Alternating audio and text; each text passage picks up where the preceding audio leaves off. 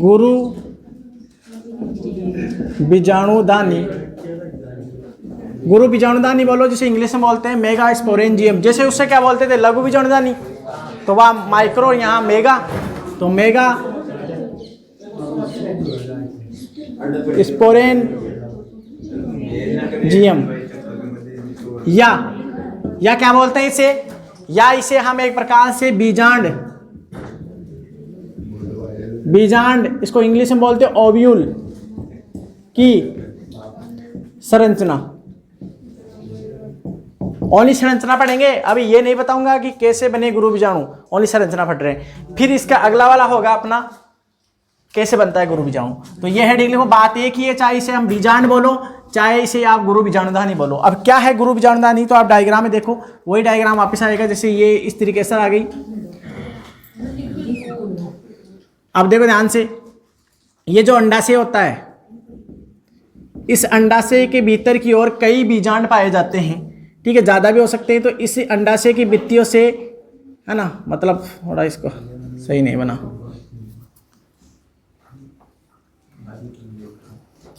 ठीक है।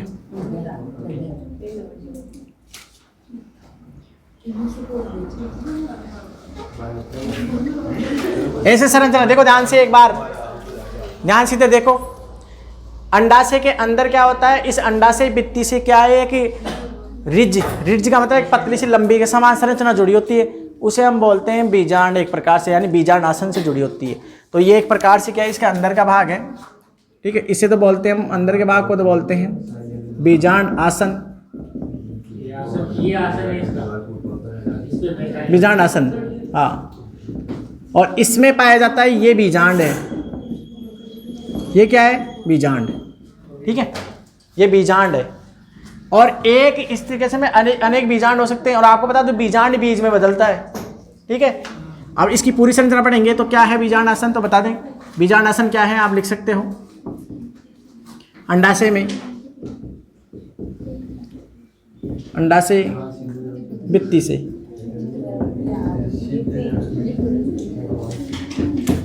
जुड़ी हुई संरचना, ठीक है, उसी को बोलते हैं हम एक प्रकार से बीजांड। और बीजांड आसन। और इसी की बात करें, अब क्या है, बीजांड आसन से परिवर्तित, बीजांड आसन से परिवर्तित रिज, यानी जो संरचना होती है रिज बोलते हैं, रिज के समान संरचना, उसे हम क्या बोलते हैं, बीजांड बोलते हैं। ये लिखो एक बार, दो परिभाषा लिखो, फिर इसको मिटाऊंगा, यहाँ से मैं डायग्राम बनाऊंगा यहाँ पर, इसको है ना, इसको लिखो आप, इन दो लाइनों को लिखो। एक अंडाशय में अनेक बीजांड हो सकते हैं, एक अंडाशय में अनेक बीजांड हो सकते हैं, एक अंडाशय में अनेक बीजांड हो सकते हैं,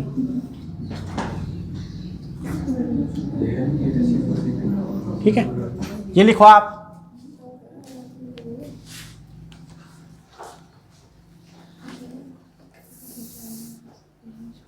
लिखो, फिर पूरा समझाऊंगा मैं एक एक चीज इसकी। इसको ऑफ कर दे।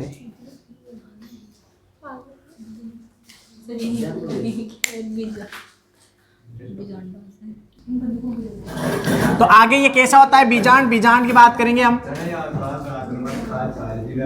ठीक है। अब बीजांड की संरचना क्या होती है, तो ध्यान से देखो, ये जो अंडाशय ये संरचना है बीजांड, इसकी संरचना क्या है, यहाँ पर संरचना बना रहा हूँ, ध्यान से देखना इधर। और प्रति बीजांड की बताऊँ, किसकी बीजांड की, इनके अलग अलग प्रकार होते हैं। मैं प्रति बीजांड की संरचना बना रहा हूँ, प्रतीप यानी उल्टा,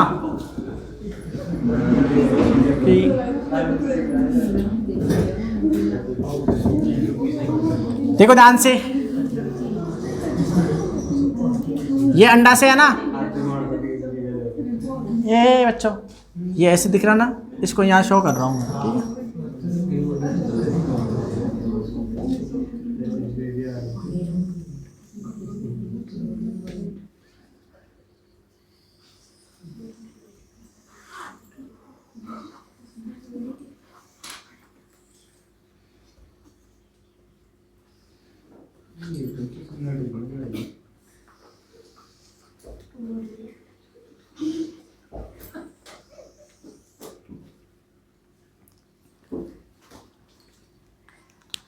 तुम बच्चे लोग बातें ना करें।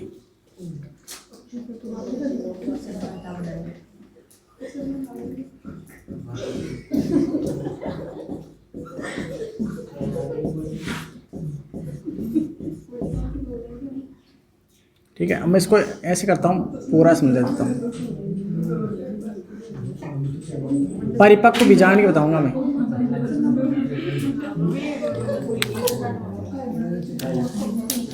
अभी समझ में आ जाएगा क्या है।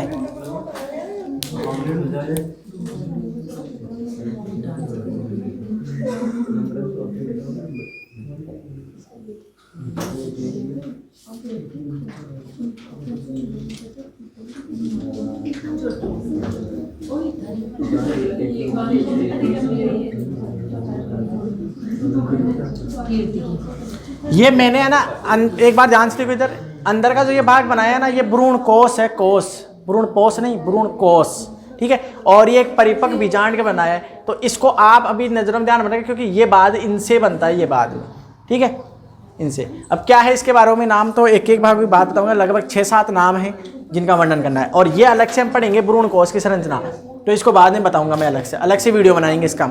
तो पहले इसके बारे में बात है, ये किस क्या क्या नाम है, तो मैं साथ के साथ समझाऊंगा, पहले समझ लो बाद में, ठीक है। ध्यान से देखो इधर, फिर बाद में एक साथ लिख लेना। देखो इस हिस्से की बात करें, देखो ये हिस्सा जो आपको दिख रहा है ना, ये हिस्सा, ये विरिंत के समान, ये क्या है, यहाँ से बीजांड विरिंत है, मतलब इस बीजांड अंडाशय से जुड़ा हुआ है, मतलब बीजांड आसन से जुड़ी हुई संरचना है ये संरचना, इसे बोलते हैं हम बीजांड विरिंत। क्या बोलते हैं? बीजांड विरिंत। क्या बोलते हैं? बीजांड विरिंत, यानी फनिकल, इंग्लिश में क्या बोलते हैं? फनिकल। फनिकल, फनिकल क्या होती है? ध्यान से देखो इधर, मैं साथ से वर्णन कर रहा हूं। यहां पर देखो, ये जो बीजांड आसन है, इसकी जो संरचना है जुड़ी हुई, आप जानते कोई भी चीज और किसी संरचना से जुड़ी हुई है, तो बीजांड आसन से जुड़ी हुई जो संरचना होती है तंतु के समान, ठीक है, इसे हम बोलते हैं बीजांड विरिंत, विरिंत के समान होती है, जिसे इंग्लिश में फनिकल बोलते हैं, ठीक है। और इसके बारे में लिख दे, तू यहाँ लिख दो ना, ठीक है, यहाँ लिख देता हूँ मैं इसके बारे में। तो क्या है ये? बीजांड आसन से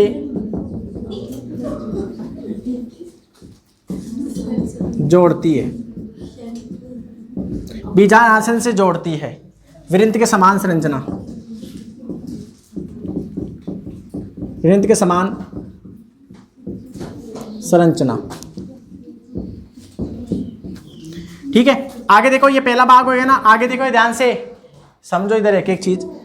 आगे देखो, कई बार क्या होता है, देखो ध्यान से, ये बीजांड विरिंत का ये जो है बीजांड विरिंत, ये आगे की ओर ऐसे पतली पट्टी के रूप में भी व्यवस्थित हो जाता है कई बार, और इसे हम बोलते हैं रेफे। क्या बोलते हैं? रेफे या राफी, जो भी है ना। अब देखो ये क्या है, बीजांड विरिंत, बीजांड विरिंत की अतिवर्धी, बीजांड विरिंत की अतिवर्धी क्या कहलाती है? रेफे कहलाती है, ठीक है, रेफे कहलाती है। इधर देखो, समझ लो, रे बाद में लिख रहे ना, बाद में, इधर देख लो, समझ लो पहले, ये बीजांड विरिंत की, ठीक है। अब देखो ध्यान से, ये जो ये बीजांड है, बीजांड पूरी संरचना, और ये आपको ये पट्टियां दिखाई दे रही है, जैसे ये एक आवरण आ गया, एक आवरण आ गया है। ध्यान से देखो इधर, ये बीजांड के आवरण, क्यों बात कर रहे हो, इधर देखो ना, ये बीजांड के आवरण है, इन्हें बोलते हैं अध्यावरण। तो ये बाहरी है, तो बाहरी अध्यावरण,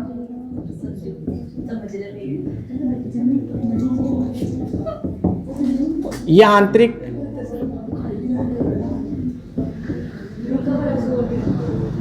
आप समझो ध्यान से, मैंने एक लाइन बोली है, बीजांड ही बीज बनता है, मतलब आप जो बीज खाते हो, जो भी बीज है, जैसे मूंगफली का बीज है या बीन का है, सेम का है, कुछ भी हो बीज हो, बीजांड ही बीज बनाता है। क्या बनाता है, याद रखना है, बीजांड ही बीज बनाता है। यानी आपको कुल मिलाकर ऐसे कह रहा हूं कि ये जो गुरु बीजाणुदान है ना, यही बीज बनाती है। तो बीजांड बीज में परिवर्तित होता है। बीजांड यानी बीजांड बीज बनाता है, बीज बनाता है, यानी इसमें कन्वर्ट हो जाता है। सिंपल सा तरीका है। और इसके जो आवरण है, ये बीज के आवरण होते हैं। आपको याद है बीज का जो छिलका होता है एक प्रकार से आवरण है, टेस्टा और टेगमेन। भाई ये छिलके को बोलते हैं हम टेस्टा, और अंदर को बोलते हैं टेगमेन। कई बार क्वेश्चनों में आ चुका है ये भी, ठीक है। तो एक प्रकार से जो अध्यावरण होते हैं ये बीज के आवरण है, तो इन्हें बीज के आवरण बोल सकते हैं हम, बीज के आवरण यानी बीज आवरण। तो बाहरी को तो क्या बोलेंगे हम, टेस्टा, टेस्टा, और आंतरिक को क्या बोलेंगे, टेगमेन। तो बीजांड के जो आवरण होते हैं उन्हें हम अध्यावरण बोलते हैं। इंग्लिश में अध्यावरण को इंटेग्यूमेंट कहते हैं। क्या बोलते हैं इंग्लिश में, इंटेग्यूमेंट, ठीक है।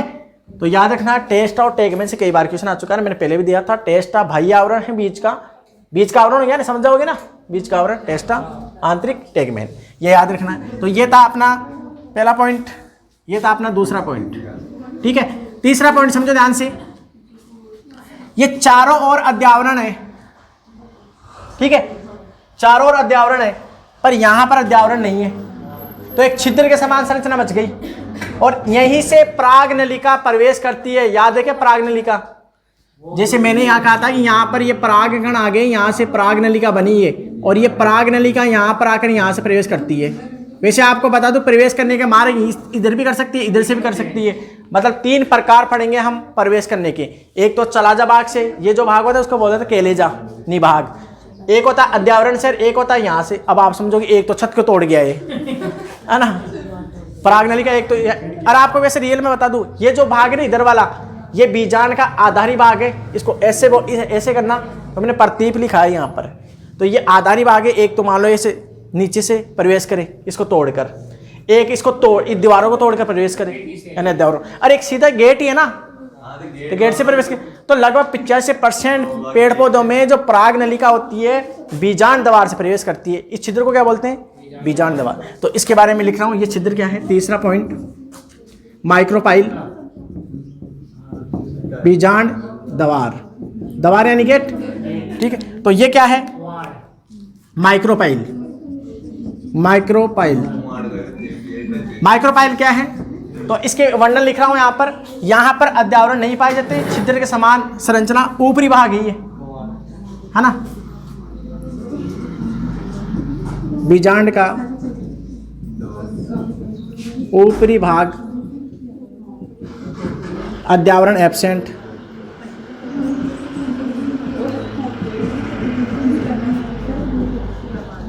एब्सेंट, छिद्र समान संरचना। काम क्या होता है, 85% पादपों में परागनलिका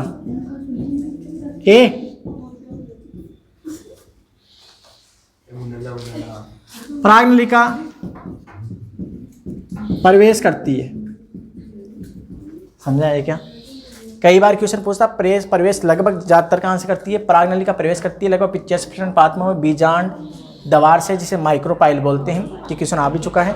यहाँ पर अध्यावरण नहीं है, इसलिए छिद्र समान संरचना बच गई है, ठीक है। अब आगे देखो, ये भाग ये था, अब आगे कौन सा है, देखो ये तो ऊपरी भाग है जिसको बीजांड द्वार बोलते हैं, और ये आधारी भाग है। तो इस आधारी भाग को कहाँ लिखे थे, यहाँ दिख जाएगा। इसको हम मिटा रहे हैं ना, इस भाग को हम मिटा रहे,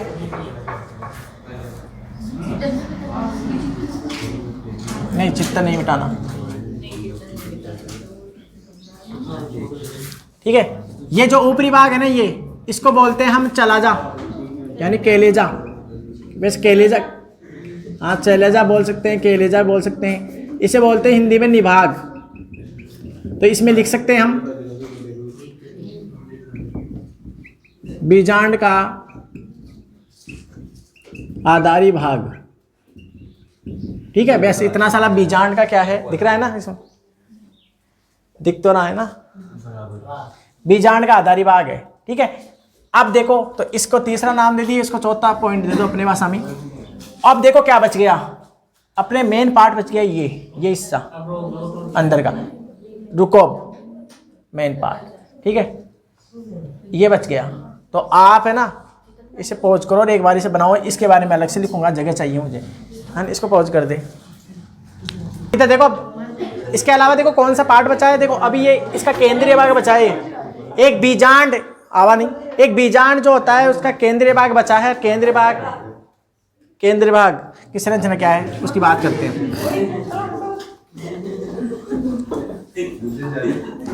तो देखो एक बार केंद्रीय भाग की बात करते हैं। देखो आपको यह संरचना जो दिख रही है, ये केंद्रीय भाग, ये इस केंद्रीय भाग को हम बोलते हैं इंपॉर्टेंट, सबसे इंपॉर्टेंट ये इसका पार्ट क्या है, इसका नाम। तो देखो ध्यान से, केंद्रीय भाग, और आपको जाने इंपॉर्टेंट पार्ट, देखो इंपॉर्टेंट पार्ट यही है, क्योंकि यही कोशिका ही तो बनाएगी गुरु बीजाणु को, मतलब कैसे बनाएगी पूरी प्रोसेस बताऊंगा, वो अगले अलग से वीडियो बनाएंगे। इस भाग को बोलते हैं हम न्यूक्लियस, और इससे बोलते हैं हम बीजांड काय।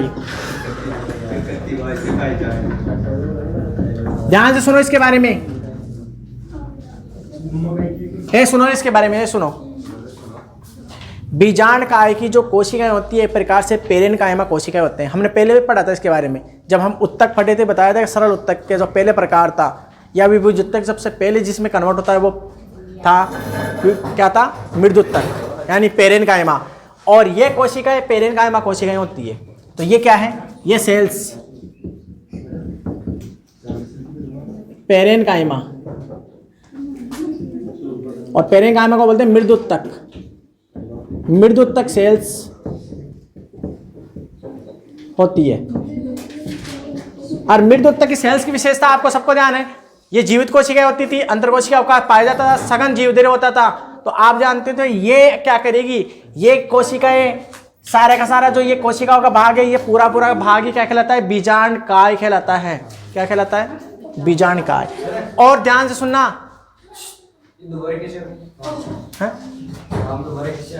ये क्या है, बीजांड काय कहाँ ऐसे है, बीजांड काय है, बीजांड नहीं है। कहाँ लिखा दिया, इसके पार्ट के बारे में लिखाया था नहीं मैं अभी, मैंने क्या बोला कि केंद्रीय भाग मैंने नहीं लिखा है अभी तक, ये साइड के पार्ट लिखाया था। ये लाइन देखना, लाइन का आंसर ये तो ये लिखाया था मैंने, तो ये लाइन है, ये देख अभी भी है। तो केंद्रीय भाग जो होता है ना, उस केंद्रीय भाग को बोलते हैं हम बीजांड काय, जो मृदुत्तक कोशिकाओं की बनी होती है। अब एक सुनो ध्यान से, यही कोशिकाएं बाद में आपको बता दूं हम भ्रूण कोश का निर्माण करती है। मतलब आपको जो ये संरचना दिख रही है ना, ये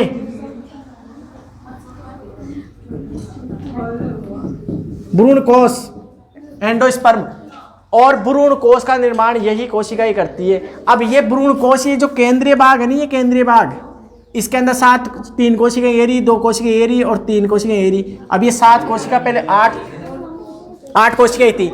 ये कैसे बनी, ये भ्रूण कोश कैसे बना, हम इसको अलग से वीडियो बनाएंगे। भ्रूण कोश की संरचना जिसे बोलते हैं मादा युग्म कोश, यानी 7 कोशिका, 8 केंद्रक अवस्था, आवर्तबीजी पादपों का मुख्य लक्षण।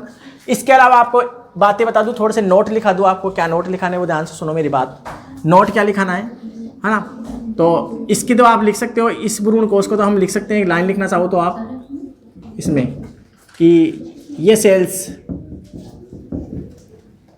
भ्रूण कोश को बनाती है, वो बनाती है, मतलब अलग से तीर का निशान लाकर नीचे लिख लेना, ठीक है।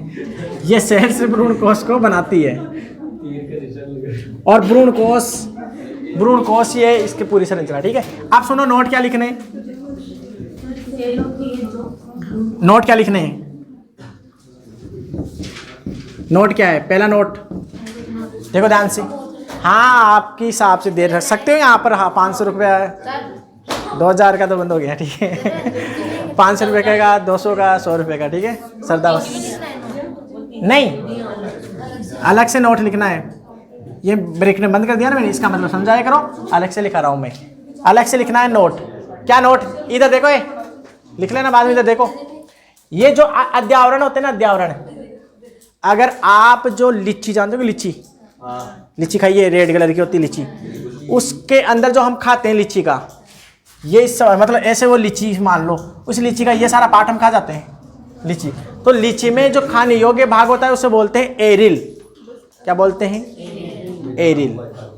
लीची में खाने योग्य भाग क्या होता है? एरिल होता है। ठीक है, और वो एरिल एक प्रकार से तीसरा अध्यावरण होता है। यहाँ पर 2 ही अध्यावरण पड़े थे, वो तीसरा अध्यावरण होता है। तो क्या है? एरिल। ये क्वेश्चन लिख लेना, इंपॉर्टेंट है। एरिल क्या है? तो लीची में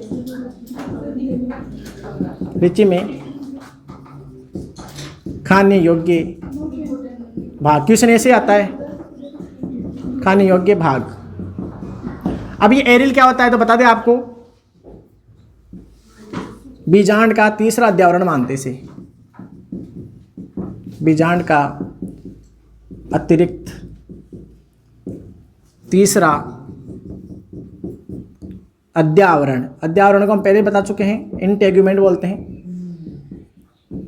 अध्यावरण होता है। क्वेश्चन ऐसे आता है, लीची में खाने योग्य भाग होता है, एरिल होता है। बस यही क्वेश्चन पूछता है, मैंने लिखा दिया है। और एरिल एक प्रकार से बीजांड का तीसरा अध्यावरण है, जो ये हिस्सा होता है, इस हिस्से को कहते हैं। एक नोट तो ये, दूसरा नोट देखो, दूसरा नोट, आपने क्या अरंडी का बीज देखा है क्या?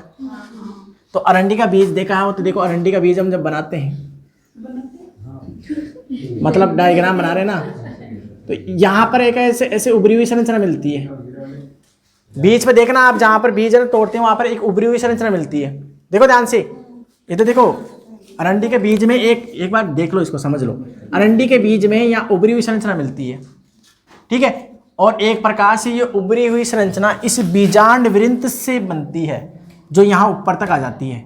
तो मतलब ये करेंगे, ये उभरी हुई जो संरचना होती है वो बीजांड वृंत से कन्वर्ट हुई संरचना होती है, और ये सरकार युक्त होती है, और नमी अवशोषित करके यहाँ से क्या है, ये रेप्चर हो जाता है, और फिर बीज क्या होता है, अंकुरित हो जाता है। बीज अपने पास उगना, जर्मिनेट होना, ठीक है। तो ये उसको बोलते हैं कैरेंकल। तो ये एग्जाम में पूछ सकता है, कैरेंकल या स्ट्रोफियल या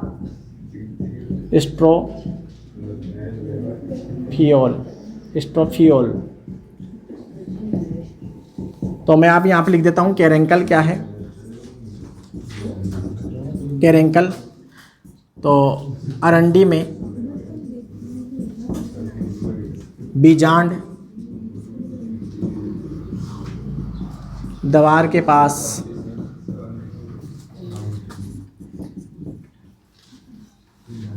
पास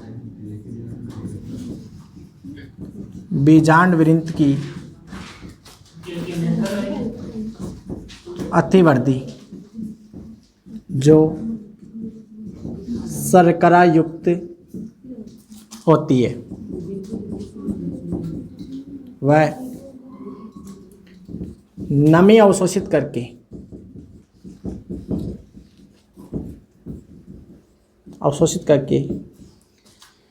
बीजांकुरण में सहायता करती है। बीजा अंकुरण समझ, बीज का अंकुरण, जर्मिनेशन ऑफ सीड है ना, बीजांकुरण में सहायता।